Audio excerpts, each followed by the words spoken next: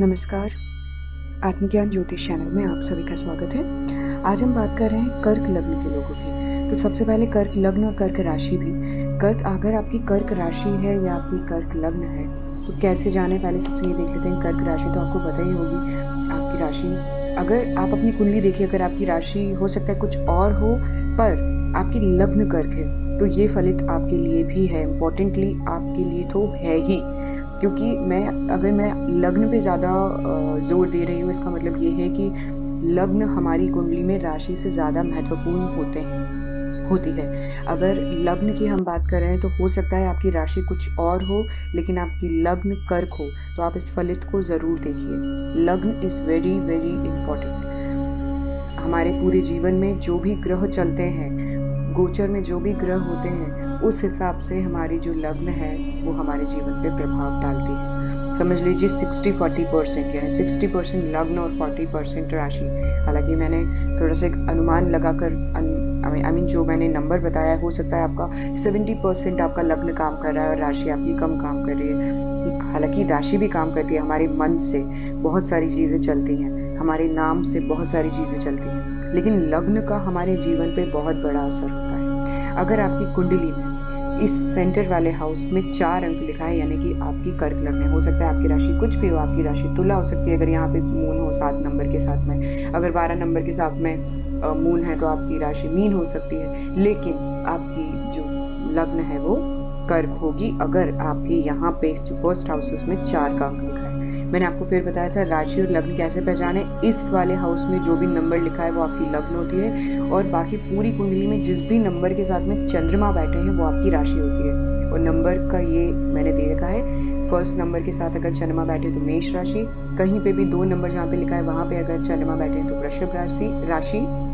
इस टाइप से आपका राशि आप देखेंगे, और इसमें से कोई भी अंक अगर आपके फर्स्ट हाउस में बैठा होगा तो वो आपकी लग्न होगी। अगर 1 नंबर लिखा है तो आपकी मेष लग्न होगी, 2 नंबर लिखा है तो वृषभ, 3 मिथुन, और 4 अगर आपकी लग्न में या यहाँ पर है तो आपकी जो लग्न है वो कर्क लग्न है। तो इतना मैंने बताया। अब आज हम बात करते हैं कि कर्क लग्न और कर्क राशि के लोगों का जो है वो जीवन कैसा रहता है और वो कैसे होते हैं। कर्क लग्न में अगर आपने जन्म लिया है, तो मैक्सिमम लोगों का आपका जो आपका कॉम्प्लेक्शन होता है वो फेयर कॉम्प्लेक्शन होता है, या ब्रिटिश में भी अच्छा होता है, येलोइश या फेयर। तो इस तरह का आपका कॉम्प्लेक्शन होता है। मैक्सिमम जो कर्क राशि लग्न के लोग होते हैं, उनका कॉम्प्लेक्शन जो है वो फेयर माना जाता है।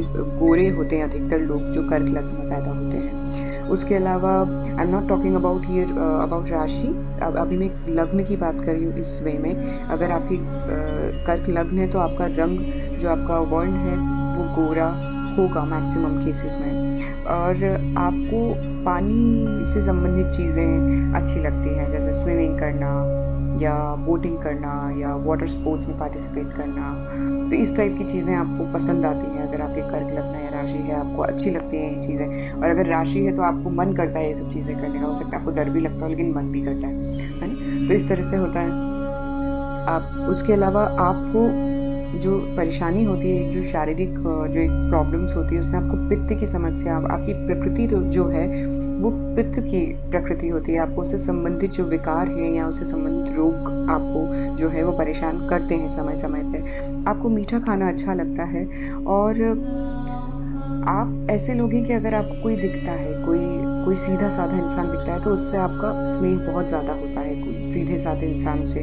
आप खुद भी विनम्र रहते हैं, कई बार उदार रहते हैं, विनम्र रहते हैं, बुद्धिमान माने जाते हैं, पवित्र होते हैं आप लोग अंदर से, मन से बहुत सारी जगह। यानी ये आप क्षमा भी कर देते हैं अपनी, अगर आपके साथ किसी ने गलत किया है, तो आप उसको क्षमा कर देंगे। आप अंदर से धर्मात्मा जिसको बोलते हैं ना, कि धर्म में रुचि रखने वाले होते हैं अपने। और लेकिन कहीं न कहीं जितने आपकी ये जो विशेषताएँ हैं कि आप इतने अच्छे, उतनी ही कई जगह आप फिर जब बहुत ज़्यादा हो जाता है तो आप ढीठ बन जाते हैं। आप ऐसे हो जाते हैं कि अब बस हो गया, अब कोई कुछ भी बोले मैं टस से मस नहीं होऊँगी। वो चीज़ भी होती है आपके अंदर, लेकिन आप बहुत इमोशनल होते हैं। आपका कोई थोड़ा-सा भी, मतलब थोड़े से में कोई आपको हर्ट कर देता है, और स्पेशली आपका जो पार्टनर है, आपका जो लाइफ पार्टनर होता है, उसके लिए, उसको लेकर आप बहुत ज़्यादा इमोशनल होते हैं। आपको लगता है कि उससे आपको प्यार मिले, और जब आपको नहीं मिलता है तो आपको वो चीज़ बहुत हर्ट करती है। ये आपके साथ होता है।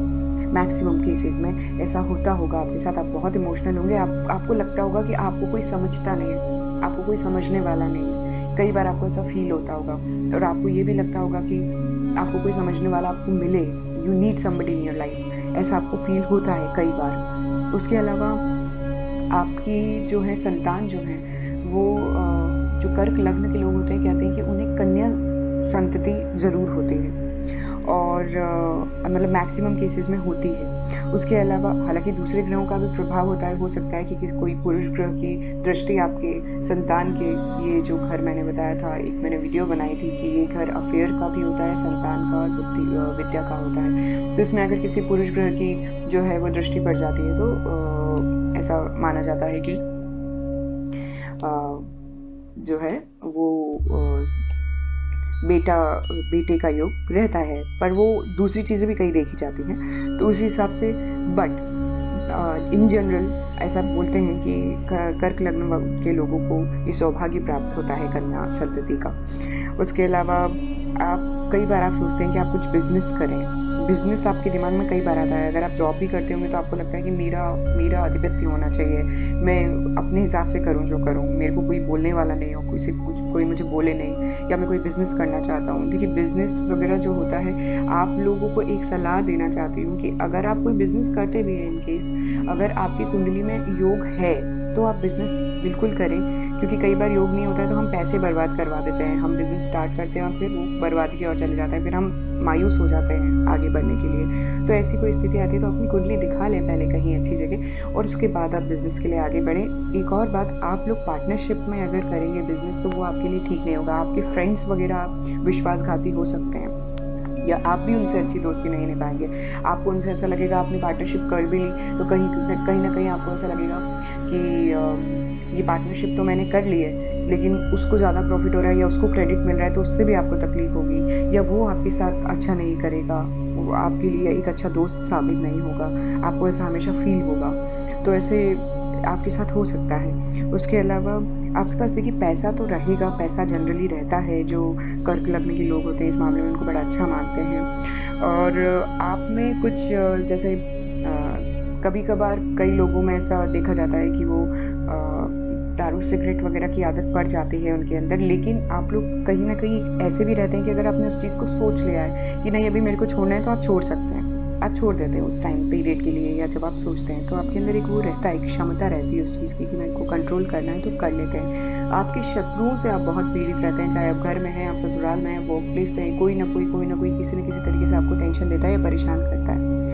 आपके आसपास पॉलिटिक्स भी बहुत होती है, कई बार आप समझ भी नहीं पाते हैं और उसके कारण सारी चीज़ें उल्टी हो जाती हैं।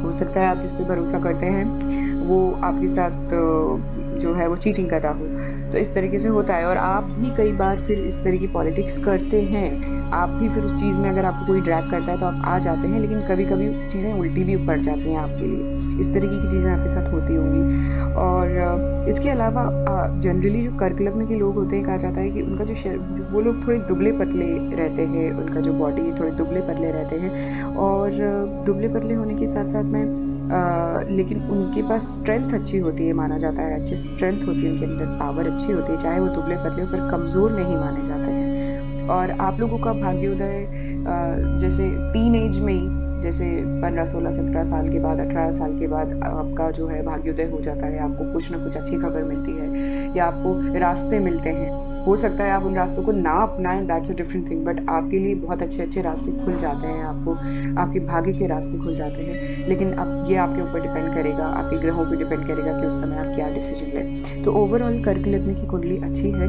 अच्छी मानी जाती है पैसे या दूसरी चीज़ों को देखकर। बस अगर मेन चीज़ अगर मैं फोकस करूँ कि आपको जो पार्टनर की तरफ से एक इमोशंस आपके अंदर होते हैं कि वो आपको समझे या आपको कोई ऐसा समझने वाला, तो वो एक उनके अंदर हमेशा ही चलता है कि मुझे कोई समझने वाला नहीं है या मुझे मेरा पार्टनर समझता नहीं है, इस तरीके की चीज़ें चलती हैं। तो ये हमने कर्क लग्न के लोगों की बात करी या कर्क राशि के लोगों की बात करी कि कैसे होते हैं कर्क लग्न कर्क राशि के लोग।